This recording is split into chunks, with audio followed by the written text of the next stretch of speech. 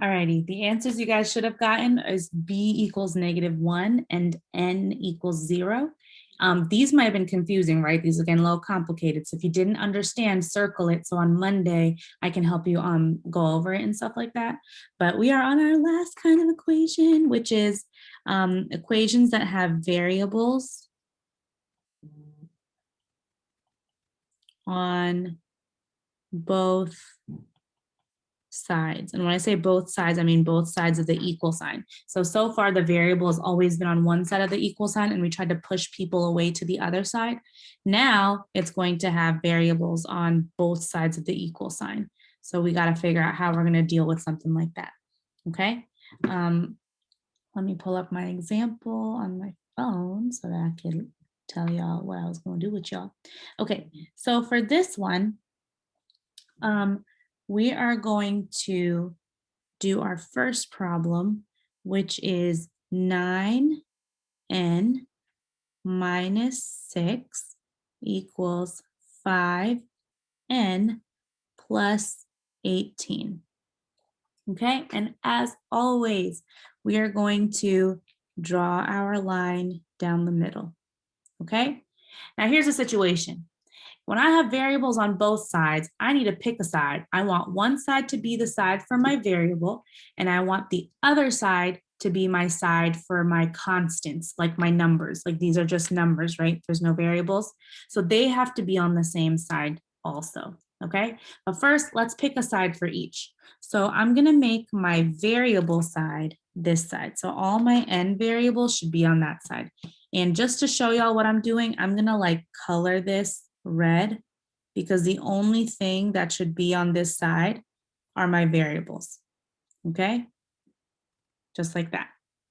On the other side, I should have all my constants or all my numbers. So I'm gonna put the hashtag sign for numbers, okay?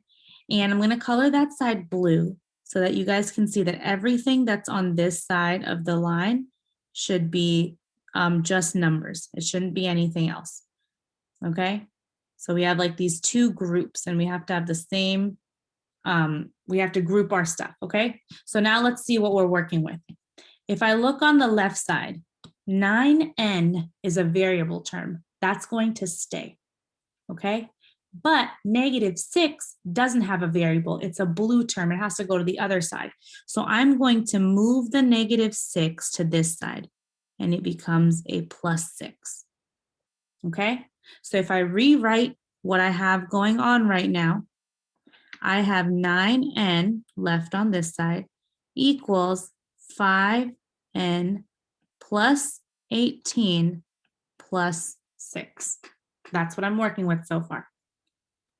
And I forgot to tell you guys, our rule is, I'm going to write it down here, when you cross the line, so cross the line, we change the sign. So that's what I did here, right? It used to be a -6. It crossed over to the other side. It flipped to a +6. Okay. Now we're good with the red side. Let's look at the blue side. 5n is a variable term. It has to be with the other variable terms on the other side. So 5n has to move. Okay. And since it was a positive, it's going to turn into a negative on this side. These guys get to stay because they're already numbers, so they're fine. All right, so if I look at what I'm working with right now, on the left side, I have 9n minus 5n equals 18 plus 6.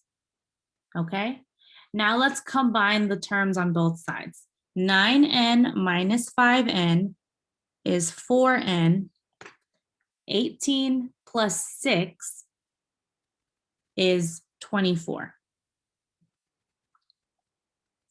Now we combined everything, we separated everything.